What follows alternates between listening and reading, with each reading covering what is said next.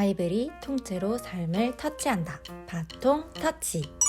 맥스웰 말츠라는 분이 이런 얘기를 했습니다. 인간은 목표를 추구하도록 만들어 놓은 존재이다. 사람은 보통 목적을 가지고 살아가야 인간됨을 더 깊이 느끼며 살아갈 수 있습니다. 그리고 사람은 그 목적에 따라서 우리의 삶의 방향성과 그 삶을 대하는 태도가 달라지게 되는데요. 그만큼 인간에게 있어서 목적을 잘 아는 것은 매우 중요한 것이라고 할 수 있습니다.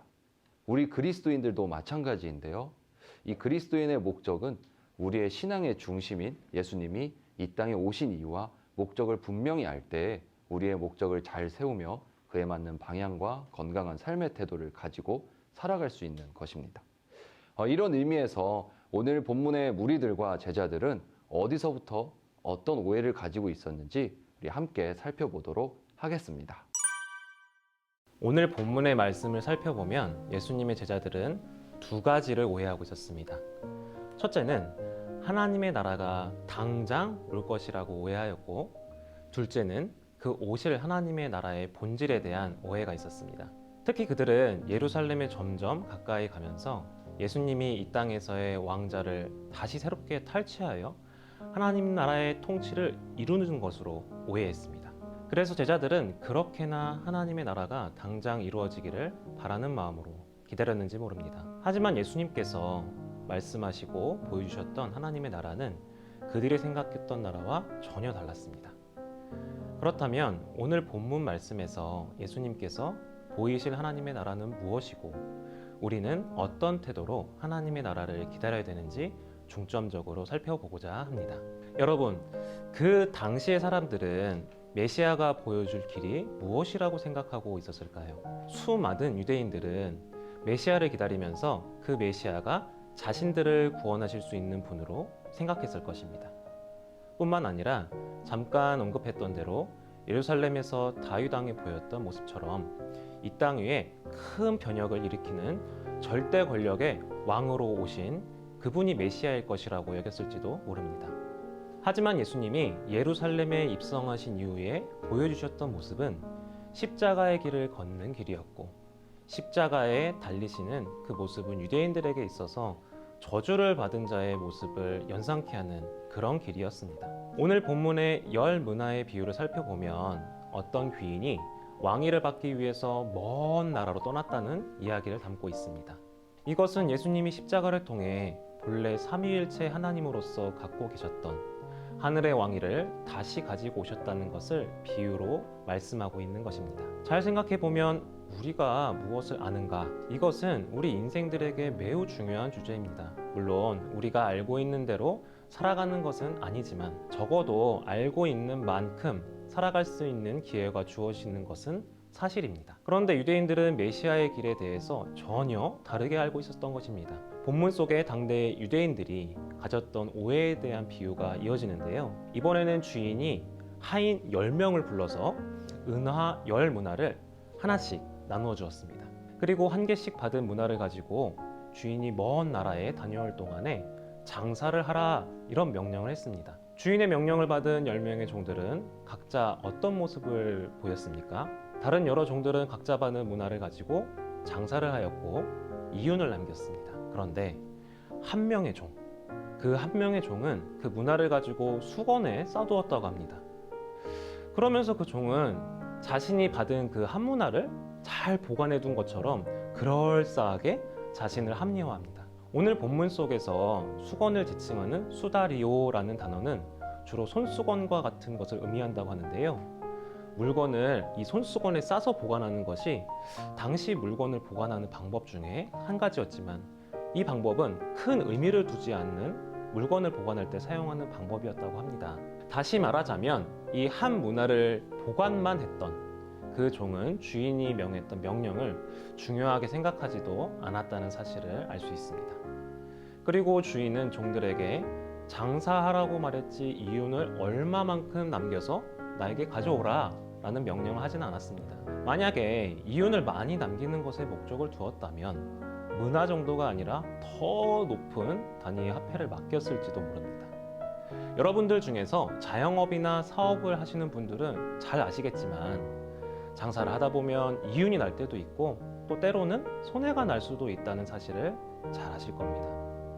만약에 그 종이 주인의 명령을 따라서 장사를 하다가 이윤을 얼마 내지 못했다면 어떻게 됐을까요? 주인이 악한 종이라고 꾸짖었을까요? 주인이 10문화와 5문화를 남긴 종들에게 동일한 칭찬을 해준 것을 보면은 그 주인은 그런 분이 아니라는 것을 잘 알 수 있습니다. 하지만 본문의 한 종은 질의 겁을 먹으면서 그 시도조차 하지 않았고 그 종은 주인으로부터 악한 종이라고 책망을 듣게 됩니다. 사랑하는 여러분, 결국 이 비유의 끝은 어떻게 됩니까? 아무것도 행하지 않고 가만히 있었던 그 종. 그 종은 자신이 가지고 있던 한 문화마저 다 빼앗기게 되는 안타까운 모습으로 끝을 맺게 됩니다. 하나님은 믿는 자들에게 구할 것은 충성이니라 라고 말씀하셨습니다. 그러나 그 충성은 충성을 받는 분과 그분의 뜻을 알 때 제대로 된 충성을 할 수 있는 것입니다. 그렇다면 우리는 하나님 나라를 기다리는 자로서 충성의 길을 잘 걸어가고 있다고 생각하십니까? 혹시 우리도 두려움 가운데 질의 겁을 먹고 게으른 태도로 살아가고 있지는 않습니까? 사랑하는 동아 청년 여러분, 하나님이 우리에게 원하시는 것은 많은 이윤을 남기는 것이 아닙니다. 또는 대단한 업적을 남기는 것도 아닙니다. 하나님께서 하나님이 주신 그 은사와 복음을 통해 예수를 드러내고 예수를 전하는 바로 그것이면 충분하다고 말씀하십니다. 두려워하지 마십시오. 무서워하지 마시길 바랍니다. 그분은 우리의 주인 되시는 분 주님이십니다. 주님을 신뢰하시고 복음을 증거하면서 모두가 충성으로 주님께 기쁨을 드릴 수 있는 자녀들이 다 되시기를 주님의 이름으로 축복합니다. 안녕하세요. 늘 에너지가 넘치는 우리 세원 전사님 보니까 저도 기분이 참. 한 주간 잘 지내셨나요?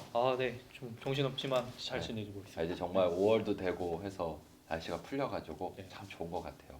가정의 달인데 네. 저희 아내와 저희 부모님께 잘하도록 하겠습니다. 갑자기 저도 그 잘하도록 고백을 해서 너무 할 얘기가 없었나 봐요. 죄송합니다. 아니 오늘 본문 이렇게 열문화 이 비유 보시면서 어떻게 좀 적용이나 이런 걸 좀 정해 보셨어요? 네. 저희가 사실 이 비유가 다른 비유의 그 복음서에서는 이게 좀 나눠주는 금액이 좀 달랐었는데 네네네. 여기서는 사실은 똑같은 금액을 이제 좀 받는 게 좀 색다른 부분이었어가지고 이걸 좀 어떻게 바라볼까 막 생각을 좀 했었는데 아무것도 안 한 종에 대해서 한번 생각을 해보았을 때 이 주인이 하나씩 이렇게 주었던 그 의도가 사실은 가장 잘할 것 같은 사람한테 그냥 다 주면 사실 이윤적 측면에서 가장 많이 벌 텐데 그렇죠. 네. 근데 왜 하나씩 다 나눠 주었을까? 그런 포인트에서 한번 생각을 해봤는데요. 주인의 의도는 종 한 명 한 명이 장사하는 법을 좀 훈련을 해봐라. 이런 의도에서 사실은 나눠 준 것이었는데 그 종이 그 의도를 전혀 알아차리지 못하고 훈련의 의미를 알아차리지 못하고 그냥 쌓아두어서 결국에는 좀 불충한 종의 모습을 보이지 않았나 좀 그런 생각을 좀 하게 됐습니다. 정말 그 달란트 비유도 그렇고 이 문화 비유도 그렇고 사실은 모두에게 주시잖아요. 그리고 그거를 우리에게 적용해 보면 우리 모두에게도 하나님께서 맡겨주시는 게 있는데 저는 그래서 이 본문 보면서 좀 돌아보게 됐어요.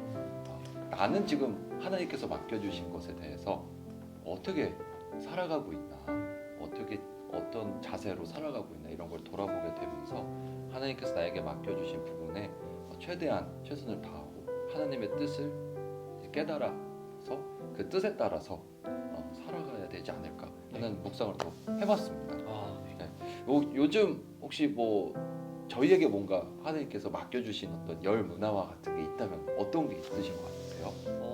아무래도 지금 교역자로 지내고 있다 보니까 이 교역자로서의 삶에서 사실은 나중에 쉬운 일이 좀 있으면 갈 건데 너무 중요하고 하나님께서 삶을 어떻게 이거 지금 너무 계속 생각하고 아직 사실 이걸 이렇게 찾아가고 쉽지 않아요. 그다음에 이제 이 저희가 되신 분들한테 그 부분을 잘 생각하고 그런 것도 하나님께서 지금 나가는데 착각을 사실 주어지는 게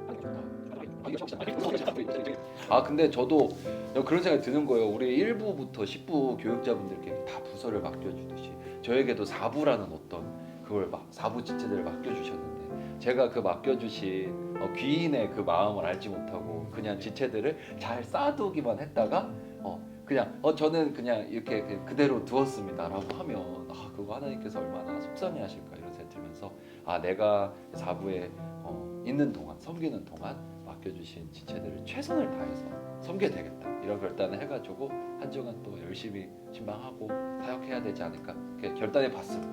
네. 좀 한편으로 좀 잘못 적용할 수도 있겠더라고요. 무조건 네. 어떤 부분에서? 뭐 열심히 하자, 네. 뭐 최선을 다하자, 맡겨주신 거를 뭐 잘 키워놓자 이렇게만 되면은 약간 성과나 성공 그런 신학에만 빠질 것 같아요. 네네. 근데 아까 말씀해주신 것처럼 맡겨주신 뜻에 집중해야 될 것 같아요.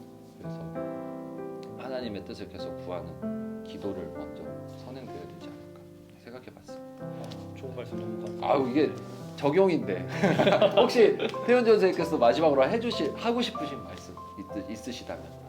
저희가 생활 가운데에서 그리고 또 이제 가정에 좀 충실해야 되는 어떤 그런 부분들이 있는데 그 지나치게 커리어와 또 지나치게 말씀하셨던 것처럼 성과주의적인 어떤 그런 측면으로 가다가 보면은 하나님께서 본래 의도하셨던 바와 굉장히 좀 달라질 수 있는 부분이 있기 때문에 우리 청년 여러분들께서도 본인의 그 맡겨주신 그런 부분들 하나님께서 우리를 통해서 나를 통해서 어떤 일을 하기 원하시는지에 대해서 지속적으로 좀 재확인을 하는 그런 시간이 있었으면 좋을 것 같습니다. 또 말씀하신 것처럼 그거를 기도하면서 잘 찾아 나가야 될 것 같습니다.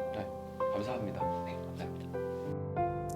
바이블이 통째로 삶을 터치한다. 바통 터치.